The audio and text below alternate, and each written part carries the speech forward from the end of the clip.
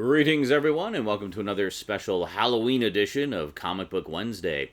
So the past couple of weeks, we've been taking a look at some of the early 70s Marvel horror titles after the Comics Code Authority eased up on their rules regarding horror and monster comics. So, of course, we had Man-Thing from 1971, and we had Werewolf by Night from 1972. There was also Tomb of Dracula, also from early 1972, which I don't have yet. I'm actually waiting for the first volume to be reprinted so I can add that to the collection. But what I do have is 1973's The Monster of Frankenstein. Yeah, they'd already done comics about all the other classic monsters, essentially, like all the other two of the big three, so Frankenstein was the only one left, so might as well add that into the mix too. So, let's talk about it today on the Multimedia Chronicles.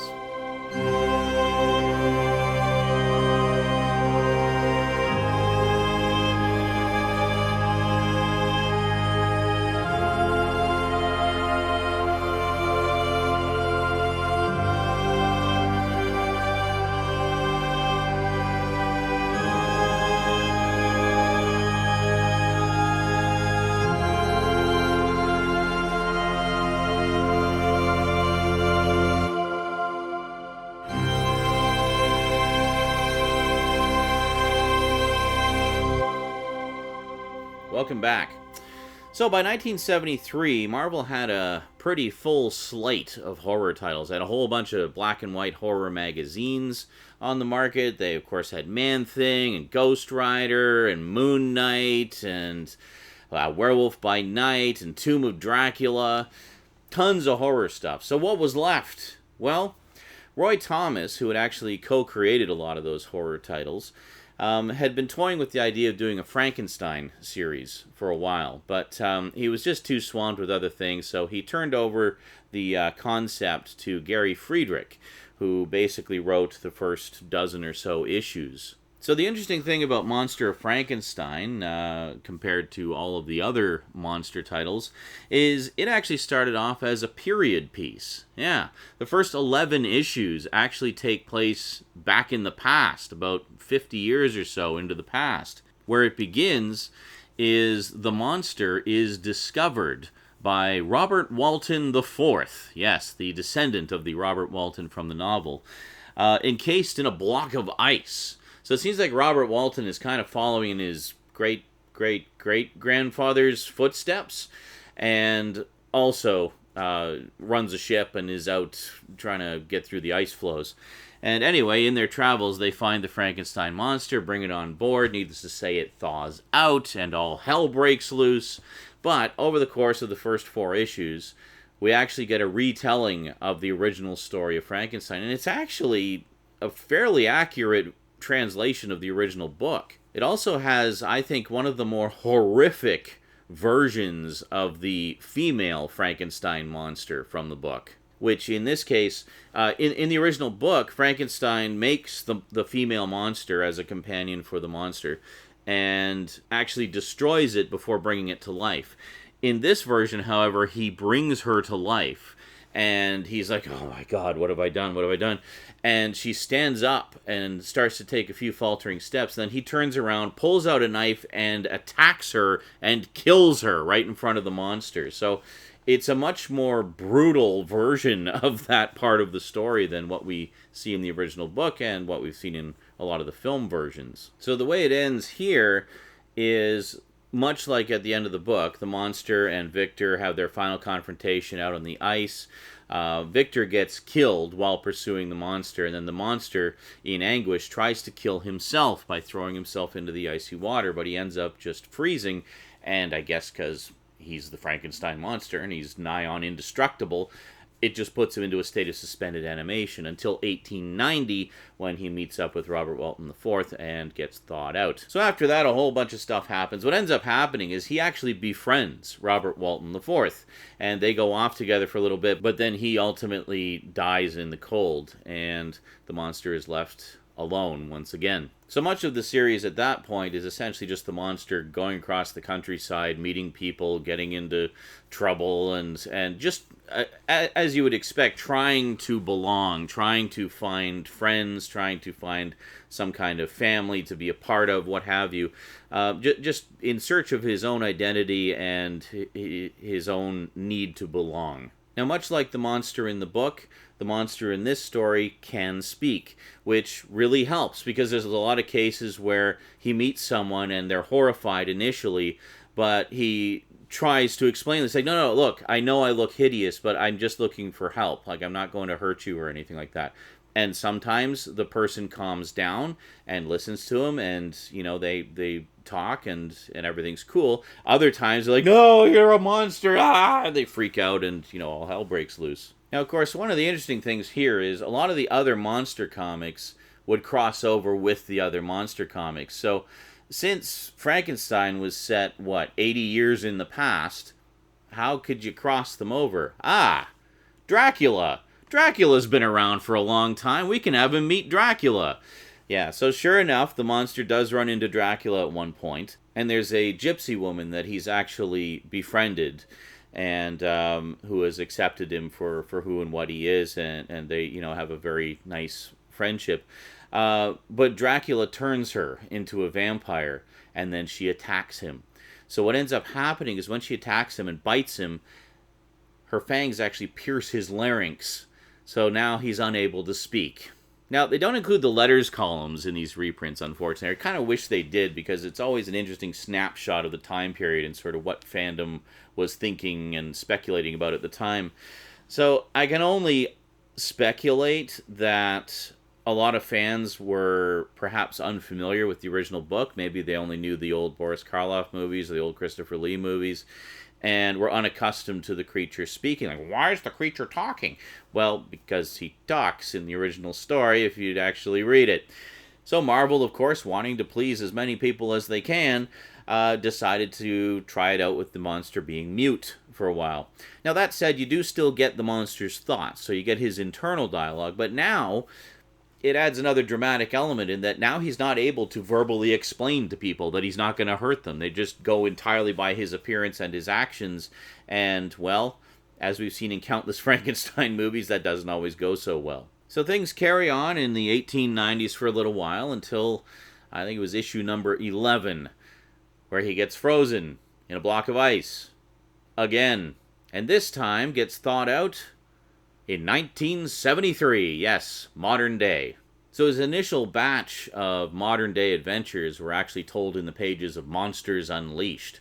So it started off with, I think it was issue number 12, where he shows up in modern day and gets thawed out, and it just kind of ends with him wandering the streets, not understanding anything about this new world he suddenly found himself in. And then there was just this epic series of stories told through the pages of Monsters Unleashed magazine, and finally concluding in Legion of Monsters #1, that told of all of his early adventures in modern day 1973, 1974. So the nice thing about those stories in particular is they could get a little bit more graphic with the subject matter and get into some slightly more mature storylines. So, and certainly up the horror factor a little more than the regular monthly comic. So, for example, there was a story where he met up with a scientist who kind of made him all of these promises. It's like, oh, I can put your brain into a good-looking body, and we'll, then you won't be shunned for being so ugly and everything. So, of course, the monster falls for it, and what it is actually the scientist wants to put his own brain in the brain of the monster to have the big, powerful body. So it was interesting reading that. I was thinking, like, oh, wait a minute. So now the monster's brain is in a jar. How's he going to get his own brain back into his body? There's a whole complicated story there about the scientist's assistant and betrayal and backstabbing and double dealing and stuff like that as well. But suffice it to say, the monster gets his brain back in the end. But then one of the stories that actually really resonated with me was one where he meets up with this guy who is a freak. He's basically all disfigured and such, and he has this castle with a whole bunch of deformed, disfigured people. He's like, no, come, you can stay with us. You're like us. You're a freak and shunned by society and, disfigured and and ugly like us, and you can be one of us. So he goes and kind of stays with them for a little bit. But then there's other things going on that aren't quite right. Like, for example, the guy who runs the place, they just call him the master. The master, there's this girl that shunned him, so he kidnaps her and ties her up, and he's going to burn her and disfigure her so she'll be ugly. He's like, you shunned me because I was ugly. And then he reveals for the first time, he's like, I have to wear this mask to conceal my true ugliness. So, and he pulls off the mask, and he's just this normal, good-looking guy underneath. And all the freaks there who are genuinely, like, horribly disfigured and deformed and, like, misshapen and whatnot are like, Master's not ugly. He's not one of us. So all hell breaks loose, basically. The freaks revolt against him, and he gets killed, and the monster, in the ensuing chaos, rescues the girl, and he takes off with her. So the whole rest of the next story, in the next issue of Monsters Unleashed, is the monster trying to get the girl home, trying to get her to some kind of safe place. He doesn't know exactly where she lives, so he's like, I'll just find a home for her. And the whole time you're hearing kind of his internal dialogue. It's like, oh, she's going to be so grateful that I rescued her, that I saved her. She's going to, really be happy, and she'll accept me. And he creates this whole scenario in his brain. And like, as he's carting her off to wherever, he keeps getting attacked by all these different people and things.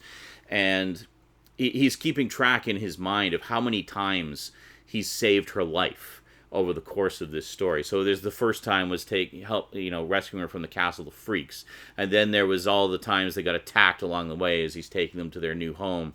And you just know, reading that this is not going to go the way he's wanting it to go. And it's so heartbreaking because you really get right into his head and his thought process. And maybe it's because he's been frozen in ice for 200 years total, but his brain is just not working at optimal capacity, and he's not thinking things through properly. I mean, he was, and I'm sure that the intention there was that it was due to him being frozen so many times, and also having his brain ripped out of his body and put back in that other story. But he's not thinking things through properly. So, needless to say, he gets to where they're going. The girl finally wakes up, and immediately flees in terror and rejects him. So inevitably it ends in tragedy. Now, ultimately, he does actually make some friends in modern day. Like, there's a young man who's the son of a scientist who is working on this experiment to create this. It's kind of similar to the Frankenstein experiment, except instead of using dead tissue, he's using DNA and different components from different animals. And he's working on creating kind of a new creature from these elements.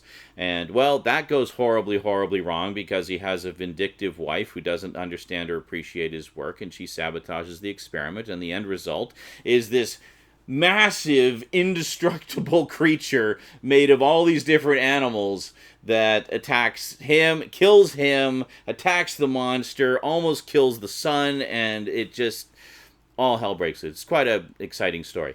So anyway, what ends up happening is the son, understands the creature, and he basically goes off with them, and they become friends, and they just kind of go off together to kind of find their place in the world. I should mention also, over the course of the series, he meets, I think, about 3 different descendants of Victor Frankenstein.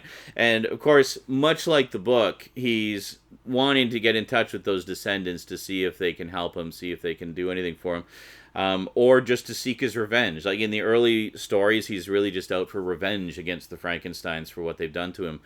But later he kind of calms down and doesn't want to, he's not seeking revenge anymore so much, he just wants to belong. So in the last couple of issues, he meets up with another group of freaks, essentially, but these particular freaks, apparently, are creations of various Frankensteins from over the years, so they're different creatures that the various descendants of Frankenstein have created. And the last panel of the final issue, he finds out that the person who's looking after all these creatures is the Baroness Frankenstein. Yes, a female descendant of Frankenstein. And that's where it ends. It ends with, I'm the Baroness Frankenstein. You remember how you killed my grandfather.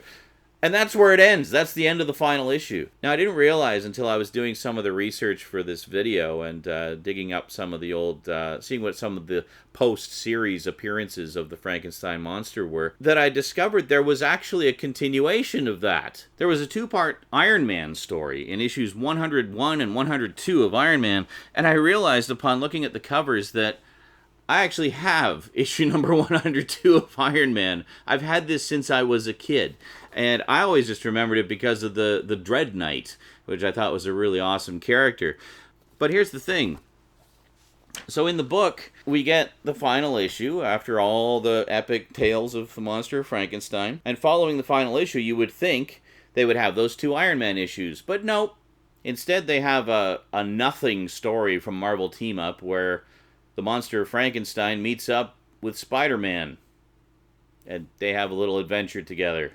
See, what I don't understand is why they put that story in as the big conclusion to the complete collection instead of the Iron Man story, because the Iron Man story is actually a direct continuation of the cliffhanger from the end of issue 18. So, yeah, because the end of issue 18, you think, well, is the Baroness friend or foe? I mean, he's met various descendants of Frankenstein over the series, and sometimes they want to destroy him, sometimes they want to help him. Which is she? I mean, from the tone of the last page there, it sounds like she wants to kill him. But no, apparently what it is she's taken it upon herself to be a guardian for all these different creations of all the Frankensteins over the years. And they all live together, essentially, as a family in her castle. So in the Iron Man story, that's where we learn that, is that they've taken in the Frankenstein monster, and he's just kind of one of the family now. And meanwhile, the Baroness has been captured by someone, so they have to rescue her, and that's the two-part story. So why wasn't that included at the end? It would have been a perfect ending to the story. It would have given it a proper beginning, middle, and end. Because there was a couple of post-series appearances of the Monster of Frankenstein. We had, of course, the aforementioned Marvel Team-Up.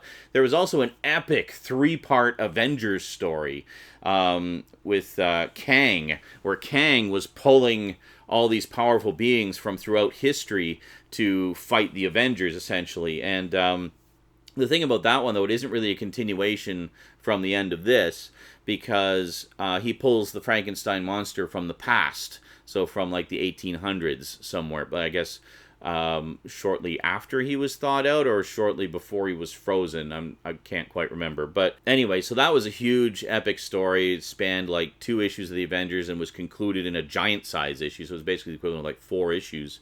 But, and then there was the Marvel Team-Up issue. And then right in the middle of all of that was the Iron Man story. So I don't know, I'm kind of left scratching my head because it would have been a nice way to finish up the volume. Maybe if they do a new edition of this at some point and split it across 2 volumes, they'll be able to include more of the other appearances. So just kind of as an addendum, I should mention that this was not the first time the Frankenstein monster appeared in the pages of Marvel Comics. No, the very first time was like way back in 1953 in the Atlas era in a comic called Menace. Specifically issue number 7, and there was a short 5-page Frankenstein story in there. But that wasn't really a Marvel Universe one, that was just kind of the first technical Marvel appearance. Then, fast forwarding about a decade, we have issue number 40 of the X-Men, which featured a robot version of the Frankenstein monster, so it wasn't the real Frankenstein monster.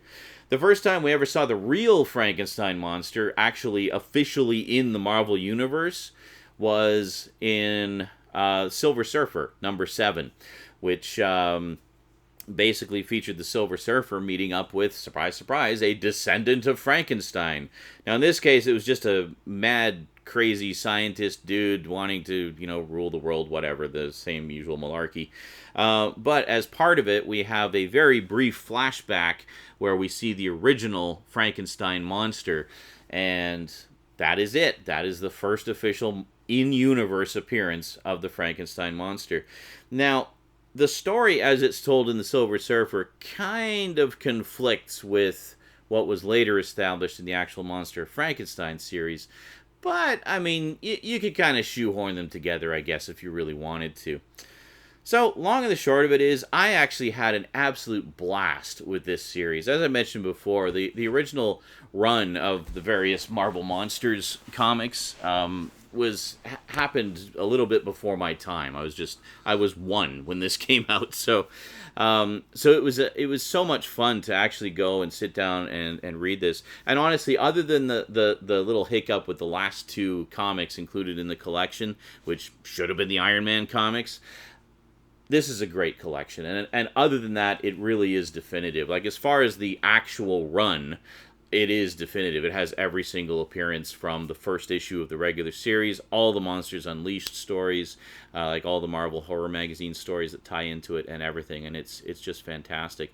But also, I mean, as a retelling of the story and as a continuation of the story, of, you know, sort of the monsters' further adventures, if you will, I really enjoyed it a lot. I know fan reactions, from what I've read online, have been a little bit mixed. A lot of people feel that this is the weaker of the three horror icon comics, as it were. Like, you've got Tomb of Dracula, which of course was the longest running. It ran 70 issues. You got Werewolf by Night, which ran 43, and then this one, which ran 18. So, I mean, I guess if sales are your guide, then yeah, this was the least popular of them.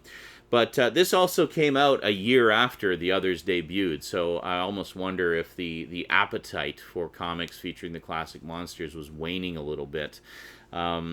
I don't know. It's hard to say. I mean, Dracula ran until like 1977, so who can really say? Maybe there just wasn't a lot of interest in Frankenstein at the time. I don't know. For me personally, it's always been one of my favorites of the classic monsters, just because I love a good tragedy. And I think he's one of the all-time great tragic characters of horror history. So yeah, if like me, you like some Frankenstein, you might want to check this out sometime, because it's a lot of fun and takes things in some interesting directions. Alrighty, that is it from me to you for now. So until next time, big thanks for watching. Big thanks to my Patreon sponsors, and sayonara.